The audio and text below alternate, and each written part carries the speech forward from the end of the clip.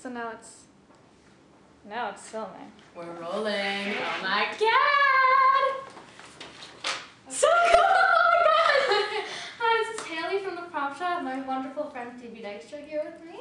Phoebe, how are you today? I'm doing amazing.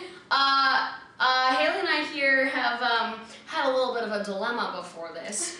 We're going to be talking about confidence. I guess I just told everyone, but my nail popped off and I had like a serious breakdown, and I was like, and this is my bad side because my head's shaved and like everything. I'm like, it's so funny because I'm just getting like very like unconfident, and this whole interview is about confidence. But we're good now. We're very good now. You're wonderful, man. You're wonderful. Okay, so now I want to talk about what you've been doing so far. You've been working more with MTV, so how's that been going?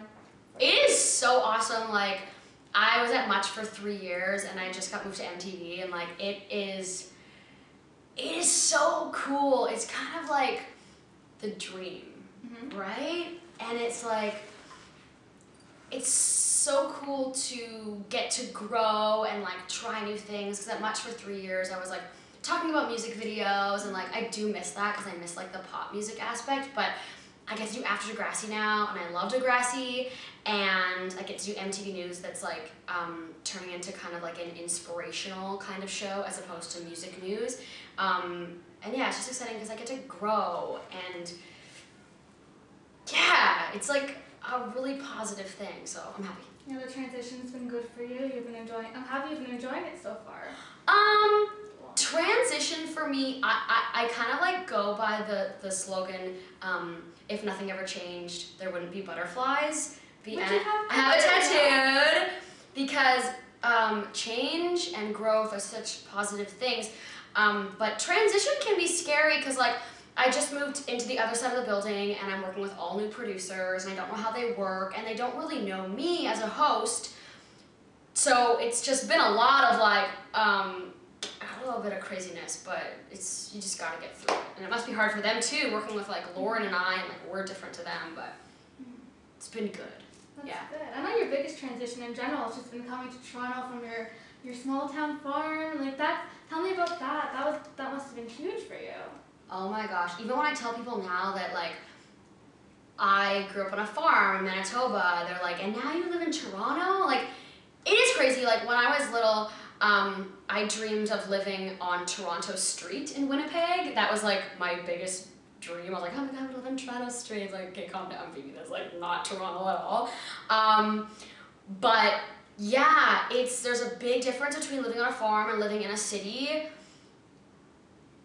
I like the excitement of living in Toronto. I miss like the countryside, and I miss the like kind of down to earth people who are like, Toronto's very fast paced. I know for sure that I want to retire, and like I don't know like exactly where I want to retire because I'm like pretty young, but I can imagine myself retiring like somewhere in like Vancouver by the ocean and by the trees, and yeah, but I'm okay in Toronto now because my job's here, so it's worth it living here. But farm life, yeah.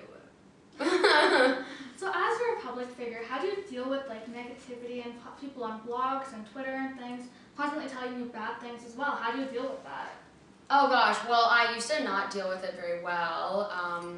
There's a website that has a lot of negative things written about me. Don't go look it up. And a lot of it is not true, and that's like, I guess it bugs me less that it's not true, but people think it's true. I think I deal with it okay now because I have enough people on social media and stuff saying positive things about me that it kind of counteracts. When I used to be on New Music Live, it was a live show, so we would get tweets throughout the show, and I would get like a million comments of like, you're so funny, blah, blah, blah, blah, blah. And I get one like, you're annoying, and it would really eat at me, and I'm like, I don't want to be annoying, like I'm sorry you think that way, and it would like really bug me, but I think it bugs me less now. The thing that's scary though is that you start to think that maybe what that person's saying has a little bit of truth underlying, and then it makes you actually think about like, if what you're doing and like saying in your life is the right thing. But just try not to listen to it. People use social media in such a negative way, I find. I mean, there's a lot of people who use it in a very positive way, but there is a lot of negativity because you're hiding behind a screen and it's so easy to bully and to cyberbully, and I'm sure you understand that. I love that, yeah. Well, now, do you have anything that you use to like cope with it? Like, I know you probably have music or something like that. Like, what is that one thing that you turn to when you have all these things around you that are making you upset though? Yeah, music. I try to listen to, when you're sad and when you're like bummed out, you want to go to music that's like kind of on that same feel. Like, you know, when you're sad, you'll be like, oh, okay, I'm going to listen to City in Color, and like, I'm going to listen to like Ed Sheeran. I love you, but your album is very sad. And it's so important to, when you're feeling that way, to turn something happy and bubbly on, because you can really like change your mood like this. It's crazy. I love music. And my best friend Darylyn, because she always listens to me. I was like, I've never really had a best friend in my life until her, and I can really just call her and be like this is what's happening, blah, blah, blah, blah, blah. And it's just so nice to have 2 extra pairs of ears to like talk me through things. That helps a lot. Yeah. Friends are so important, man. So now you come off as a very positive person. How do you remain like positive? Like you're so like, I see you and I'm like, oh my god, like I want to be that positive and confident. Like what do you do?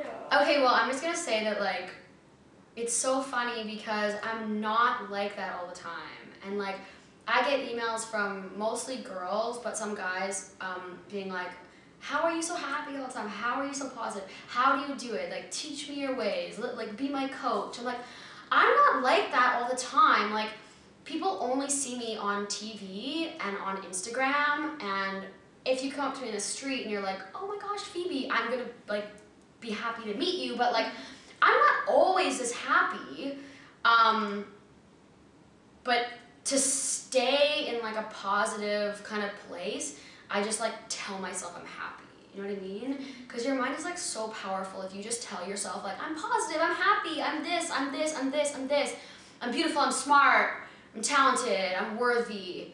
You'll eventually just convince yourself. So it's a mind over matter situation for you.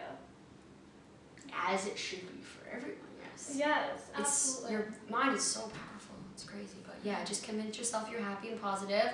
And some things to like quickly change your mood is like listen to positive music, happy music, even if it's just One Direction or like Justin Bieber, something that to you is uplifting. As well, write down things that you're grateful for. Like have a gratitude journal. Write down like what made you happy today and why. And you'll immediately be like, oh wow, I'm so grateful for all these things. Yeah. I see. So now you mentioned kind of like about music and whatever. Is there like a go-to song like to make you happy? Like what's there? Well, it changes all the time. Like to make you feel beautiful or like things like that.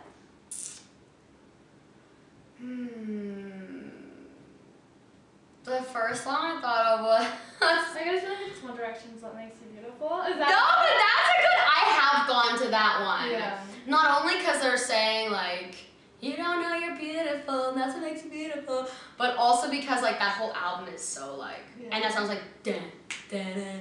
Just makes you feel so good. It's fun. Yeah. I mean, right now I'm like, just because I just saw Headley, probably you whole lot of crazy. I think I like it too. That one, I don't know. Yeah, there's a lot of uplifting songs that I like. What's yours? Oh my goodness. See, hard question. I think mine is Never Too Late by Headley, because I want some of those lyrics tattooed. Oh yeah, well, that's off an older album. How does it go? It is. That's like the lyrics, like the best lyrics in it, I think, are like find a way to smile and never let it get away. I almost got that tattoo too.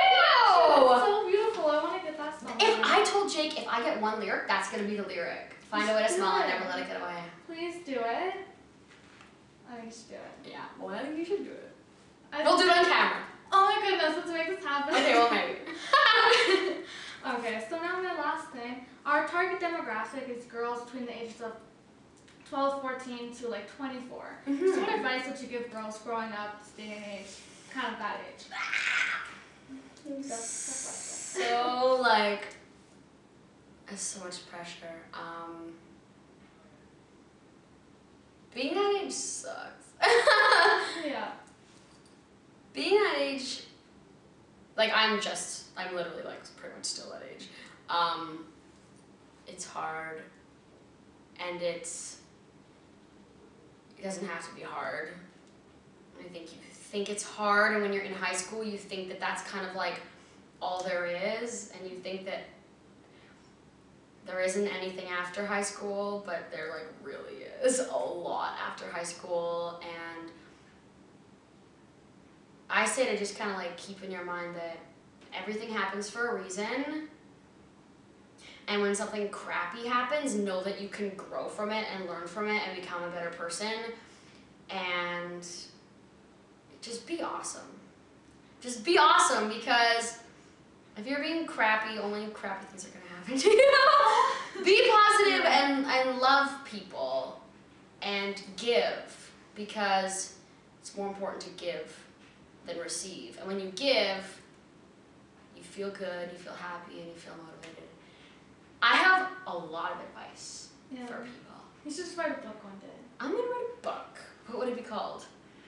Phoebe's Daily Positivity. Oh, Phoebe's Daily Positivity! Yeah, that could be, yeah, okay. I Daniel Lovato just released her book, and every day it's like something positive. You should do something like that.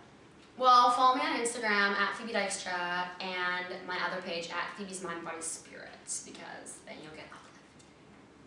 Alright, sounds perfect.